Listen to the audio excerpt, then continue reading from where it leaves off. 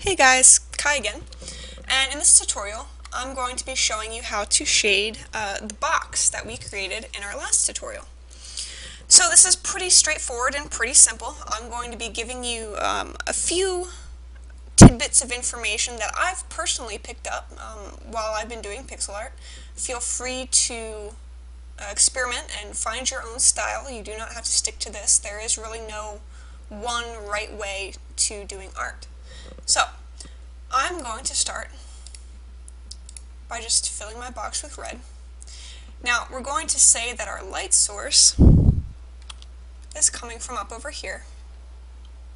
So now if that were the case, what I would do is I'm going to right-click in graphic scale. When you want to eyedrop a color, you just right-click with your mouse. So I can come back to my palette over here and say, okay, this is my base color red. Now what I'm going to do is I'm going to skip up just a few colors. I'm going to take my paint bucket tool right up here, and then I'm going to fill the top. I'm going to do that again, except for this time I'm going to do it for the shadows. Alright, not too bad, right? Now, as you can see, we still have this pretty harsh outline. This outline is just a very dark purple.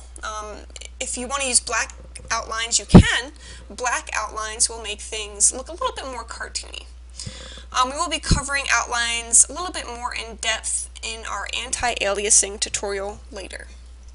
For right now, what I'm going to do is I'm actually going to pretty much keep this outline, at least on the edges here. I'm going to keep that pretty much the same. But what I am going to do is I'm going to eyedrop currently our lightest color, and see how it highlights it over here in graphic scale. And then I'm going to hop 2 colors ahead to get this yellow. And then I'm going to take my line tool, and then I'm going to come in here and I'm going to replace this outline, technically inside, it is still an outline, quote unquote, even though it is inside. And I'm going to make this more of a highlight now. There we go. Now, I'm also going to do the same up here. Now, I do things a little bit differently. I don't want my highlights in the back to be as bright as my highlights in the front. And the reason for that is because the closer something is to you in an isometric game or any pixel art game that you'll be creating, the brighter it should be, and that will give the illusion that something is coming towards you. That being said, I am going to take a little bit of this lighter color, and I'm just going to kind of follow the outline right back here. Now I'm going to do the same thing down here. Now what you don't want to do is you do not want to double these highlights up. And you can probably see it on the screen up here. It looks pretty weird when you do that too. So I'm going to go ahead and Control Z to undo that. And I'm also going to get rid of that dark line, just like I did with my other ones up here. Now there is 2 things you could do. You could make that black or dark line a brighter color as well, or you could come in and make it the same color as your shadow, and it really gets just what's up, or what looks better to you rather.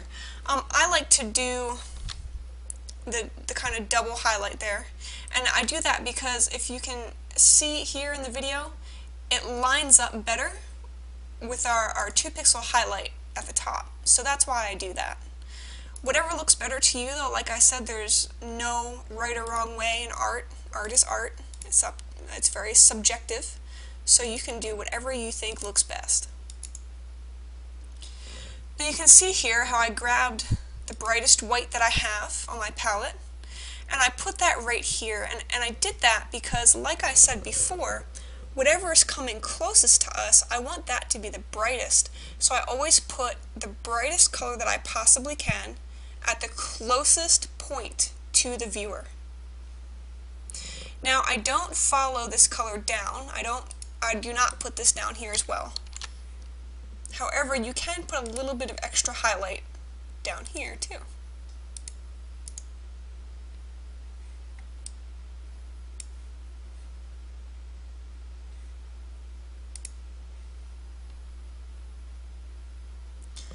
So we're going to continue one more time here with our shadowed area. Now, some people call these highlights. I like to call these rim lights. I do a little bit of digital painting as well as pixel art, and whenever I spoke to other artists or watched tutorials myself, they always call them rim lights, so you know what? That's what I'm going to go with. Now, one thing that I am going to do here, instead of putting a double highlight, what we can do is we can take our line tool with a little bit of a darker color, and actually I'm not going to use this shade of purple because I don't want it to be that dark.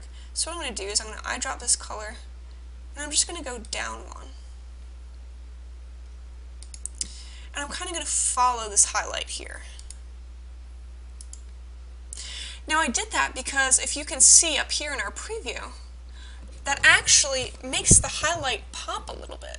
So if you want your highlight to pop, you can go ahead and do that and give it a little bit more of a kick. So we'll do that over here too.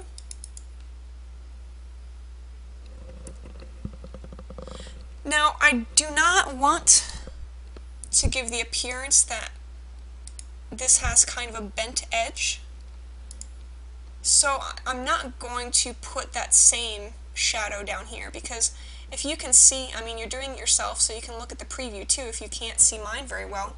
But it kind of very subtly makes it look like there's a bend, and I don't like doing that since, you know, there probably isn't a bend in our box, right? So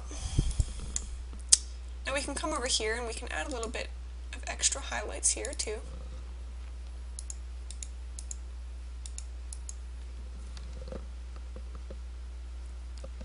You may find in pixel art you have a very different style than other people. So don't feel like you need to copy everything I'm doing. You can kind of go along and find what your style is too. To me, whenever I'm shading anything, whether it be a box or some kind of more complex shape, you should always keep in mind, or I always try to keep in mind, that edges are the most important. The reason that edges are the most important is because the edge is what allows the eye to say, hey, this is a shape, and it's separate from this other shape over here. So if your edges aren't defined, and that's why we have highlights here, because, you know, it defines it from one surface from the other, then your overall image might look a little bit muddier. And sometimes that's good, but sometimes you don't want that. So while you're coloring or shading or whatever you want to call it, just be conscious of what you want the end product to be. Now this is our very, very simple shaded box. And that is a very basic tutorial on how to shade something. Some people do go a little bit more in depth than that, but if you're looking for maybe a sort of mana type of style, this is a very, very basic style of shading. So I hope it gave you a little bit of information and that you got some kind of knowledge out of this, and I look forward to seeing you guys next time. Thanks for watching.